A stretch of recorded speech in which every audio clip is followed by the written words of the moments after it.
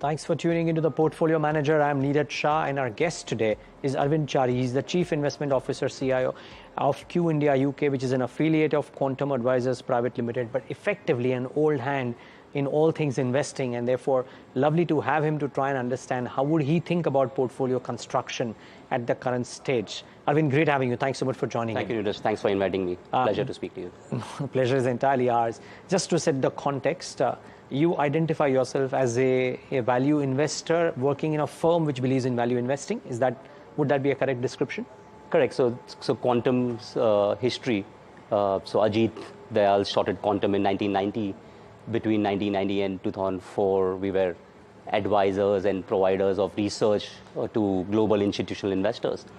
And sometime in 2003, after SARS, when the Indian markets were trading at 7-8 times price to earnings, Ajit always had, intentions to manage money, manage India dedicated allocations for both global investors as well as for domestic investors. And we went about and did that, set up the SMAs and went and raised capital from global investors to investing into Indian equity in our strategy, and also launched the domestic mutual fund, right? Quantum Mutual Fund, first direct to investor mutual fund in India. But in terms of how we learned about research and about investing, that this style of value investing, now value means different things to different people, right? Every value, people, as they say, lies in the eyes of the beholder. So there are different ways of looking at what value is and what value means. But what we learned, Quantum had a arrangement with a group called Hansberger Global Investors. And Tom Hansberger was the original founder of the Templeton Group. It should be called Templeton, Galbraith, Hansberger. And Tom taught Ajit and Subbu. Subbu is he joined Quantum in 1996, about the difference between a value stock and a cheap stock, right? And the difference is catalyst. So there are companies and sectors which are available at a discount to its long-term intrinsic value. But do you identify a catalyst that catalyst will play out? Sometimes it could just be mean reversion of valuations. Sometimes it could be acquisition. Sometimes it could be margins. It could be various things, but you have to identify as a value analyst that there's a difference between it remaining cheap and there's value in the sense that there is a catalyst that will unfold. So we are in that stream of what we call value investing. Got it. And you, in some sense, you look at the global pie of investors wanting to invest into India through Quantum. Would that be a fair description? Correct. So about 90% of the AUM that Quantum Advisors effectively manages, including Quantum Advisors and Quantum Mutual Fund, comes from global institutional investors. So these are pensions, sovereign wealth funds, endowments, those kind of crowd. So that is a predominant AUM and predominant business that we've seen. But we have the mutual fund, which is domestic retail. But 90% is global institutional investors into India. And does that form the basis of the foundation of your India equity allocation? Because when I look at that slide, it probably places and when you think of portfolio construction, as avoiding risks and pitfalls as the primary thing. I mean, loosely put, would that be fair? Yeah, so we don't distinguish between client structures, right? So even if you're a small foreign investor who's investing in a fund structure that we have, if you're a large global institutional investor who is doing what we call separately managed account SMAs, or if you're an Indian retail investor who's giving us 100,000 rupees of SIPs, the research and the portfolio and the ideas and the strategy remains the same. So if I look at how we build that, what we call the Q India value equity strategy, which is our flagship, which started in 2000. So we have a 23-year-old track record for that. If I look at from a risk perspective, we don't see risks as, say, standard deviation or correlation or volatility or beta. Those are mostly opportunities, but those are not risks. What we define as investing risk are basically three. And when any investor invests in India, or even a domestic or a foreign investor, they increase their risk profile. Like some global investors do not need to be in India, but when they choose to be in India, they increase their overall risk profile.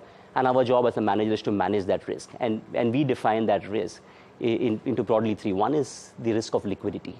And you can look at liquidity across asset class. So public equity, private equity, real estate, infrastructure. Or within public equity, you can look at liquidity in terms of large cap, small cap, mid cap, in that way, or private equity venture.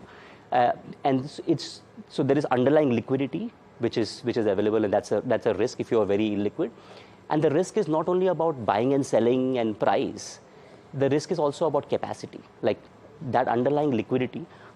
What does that allow you to manage as an AUM? So if you look at a lot of mid-cap, small-cap managers, tend to have style drift when they do well and then they get more AUM, because their style of investing and the underlying liquidity and stocks available can only manage certain amount of AUM. Sure. So we have a threshold where we say that we'll only invest in stocks which trade a minimum of $1 million a day average traded volume for the last 1 year. So we need that. So that becomes the first filter. So that's the first risk. The second risk as a filter is governance. So we used to call it shake hands and get 5 fingers back. If you do not get it, stay away from that company. So this is a different way of thinking about what kind of governance, reputation, and headline risk that you want to offer to your clients. And if you're not comfortable as a minority shareholder, just avoid investing. There's no point in trying to price those risks. So that becomes the second filter. And then the third filter, as we say, valuations in India can be risk, as you know, as a market professional. Because in India, you can actually make a very simple argument that there is growth. There is nominal GDP at 12-13%. Earnings and revenues eventually compound at 12-13%. So you can actually justify any valuation because you have this underlying growth that comes through. But we do know that the Indian economy, the Indian market, and the Indian valuations tend to be mean reverting. It is, you can go and see historical charts, you will always see mean reversion of valuations and cycles. So if you buy with that approach of buying at any price or justifying any valuation, you can have bad outcomes as well. Some of it, most growth managers have done very well, but that's the way we think about risk from a valuation perspective. So after those two filters of liquidity and governance, when we look to buy companies, we want a margin of safety. And we define that margin of safety as a 25 to 40% discount to what we believe is a 2 to 2.5 year forward intrinsic value. Okay. So we set long-term median bands for different companies in different sectors. And if a company is available at a 25 to 40% discount to that 2.5 year forward valuation today, we'll be happy to buy. Okay. If we do not get this, just hold. And if it goes above the intrinsic value, we sell. So this is the framework that we use: liquidity, governance, and then valuation as a risk framework. And what kind of returns has such an approach garnered you over the years? Because here's the context of my question. Yeah. We have somebody on the show today whose fund or whose AMC has got 23 years of track record. Yeah. So if they have clocked in a particular percentage, very likely that approach might help people clock in such a particular return as well. So what is the kind of return that comes in? So if I again explain what we do in terms of, and then that's how we think about potential returns, right? So if I am looking for a 25 to 40% discount to intrinsic value, effectively, if I take an average of that, that's about 30 to 35, right? So effectively, what I'm trying to do is whenever I buy, I'm trying to do a 30 to 35% return absolute over a 2-year period, right? That's the basis in which we build the portfolio, and there is earnings compounding. So we update that number. So today, as we speak, today is in December of 23. We're already looking at March 26 numbers, for example, for our valuation. And then we move to March 24. We will move to the forward. We'll keep rolling over every 2.5 years. So that's how the compounding plays out. And we look at that valuation. So about 30-35%. So if you look at on an annualized basis, if I look at in INR terms, this strategy, what we call the Q India composite, which is managed by Quantum Advisors, has done about 15.6% in INR, compounded for the last 23 years. If I look in dollar terms, you should always shave off 2.5% dollar depreciation. So it's done about 12.8% in US dollars, which is fairly, given the risk framework that we use and the valuation safety that we have.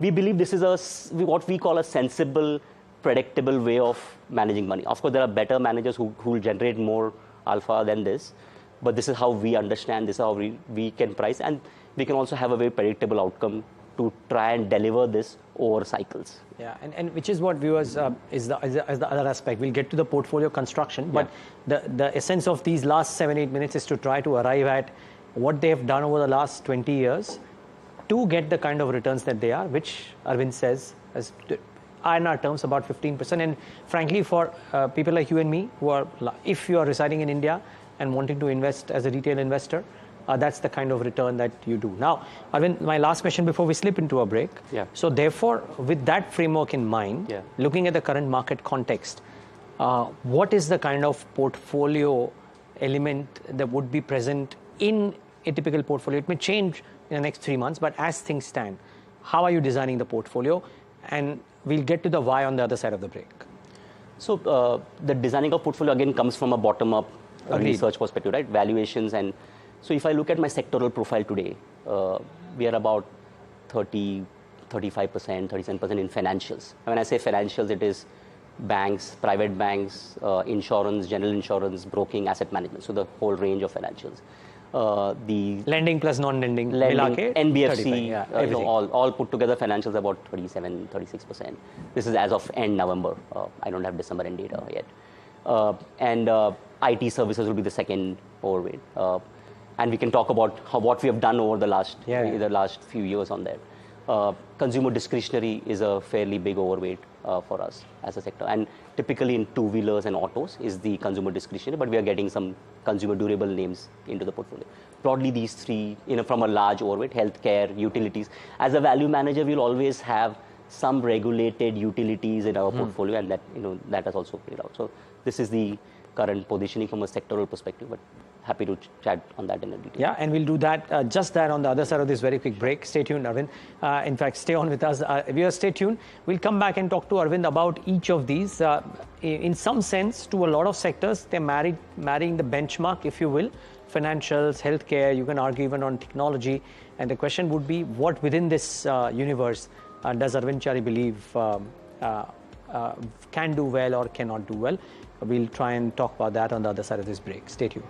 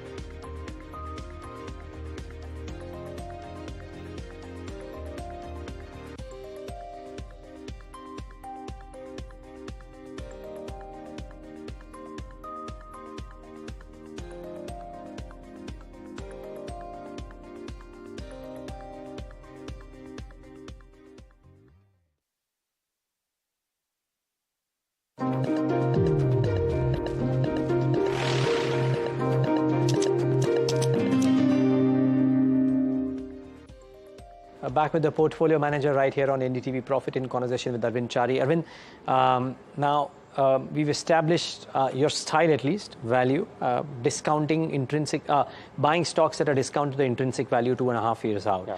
If you're 36% in financials, I presume you find such a large number of opportunities which are at a 25 to a 40% discount, circa 2.5 years out in that space. Now, I'd love to know within financials, where is it that, which segment, which bucket do you find such discounts?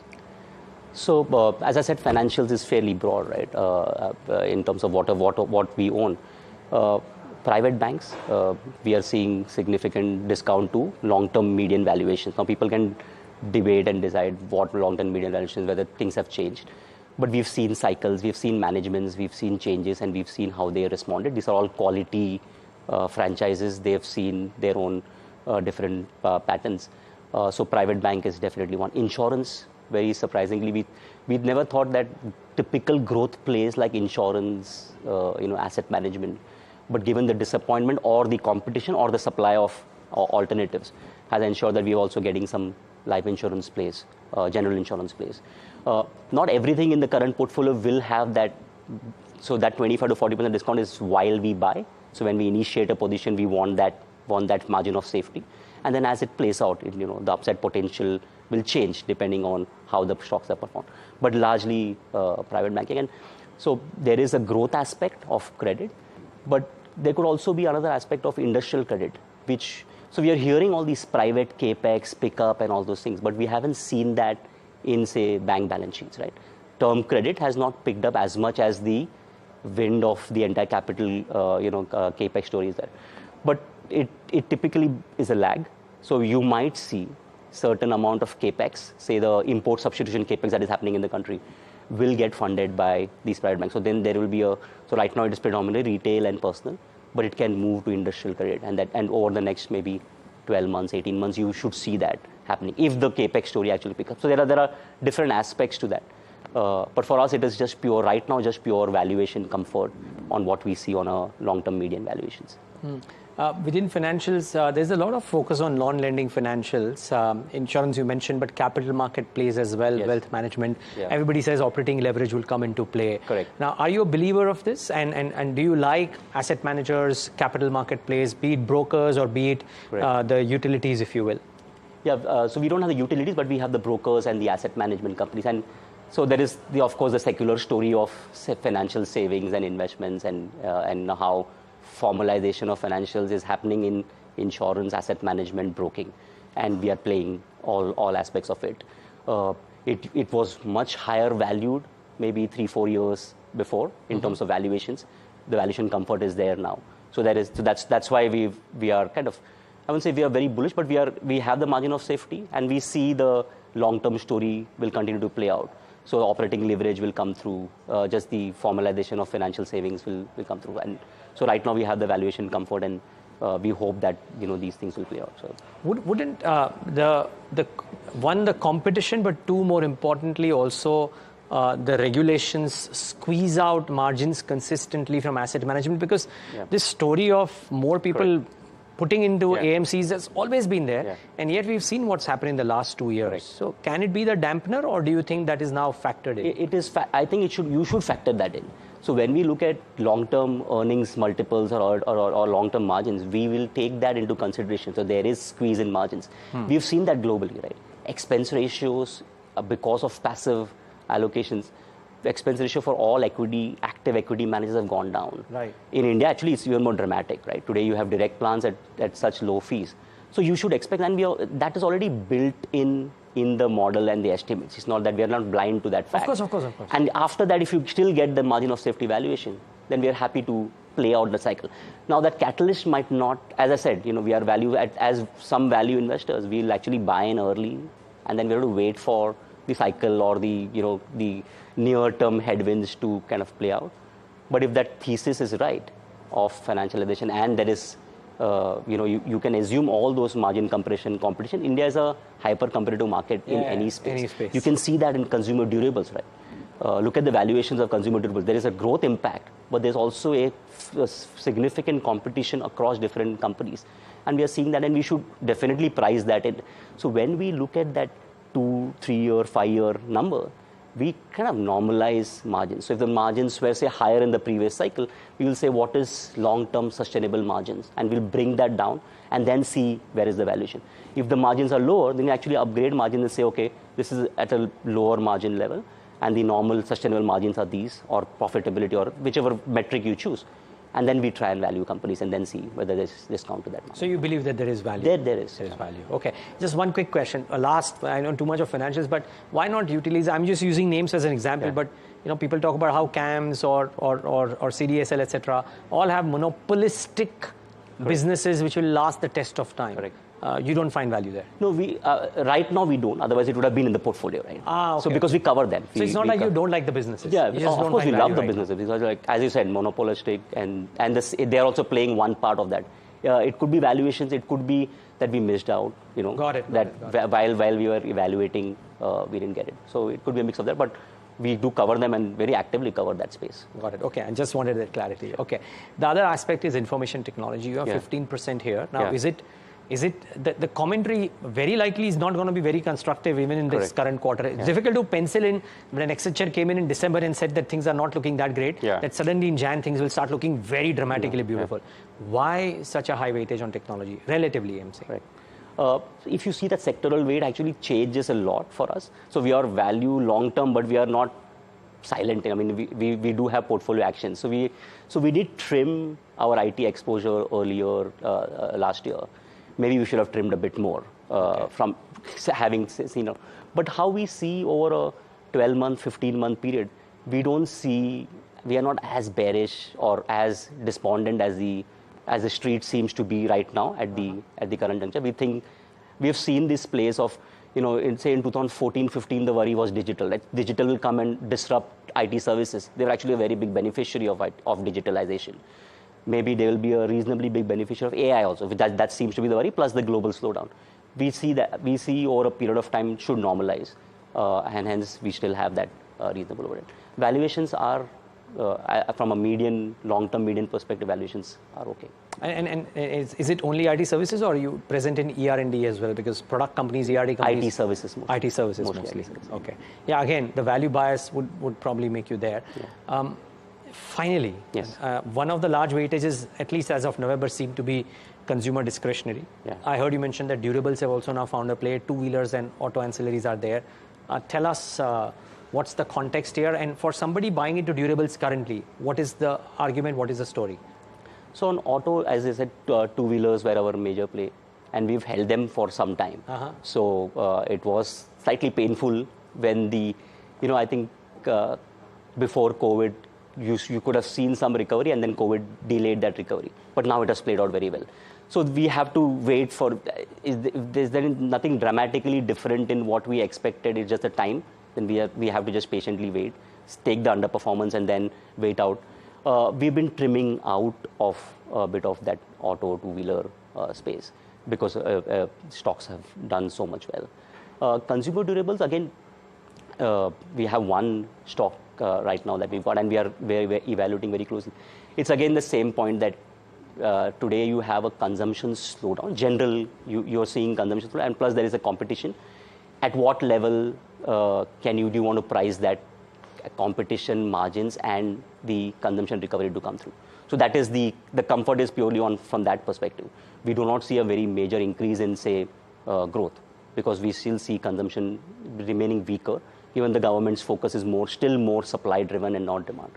But in that space, you are getting some discount to long-term intrinsic value. So that's the only play, that eventually as the growth recovers and as competition kind of settles on, or growth is enough for other people to also materialize, then you will see some normalization of margins and revenues, and that's the reason we are doing it. Got it. Great.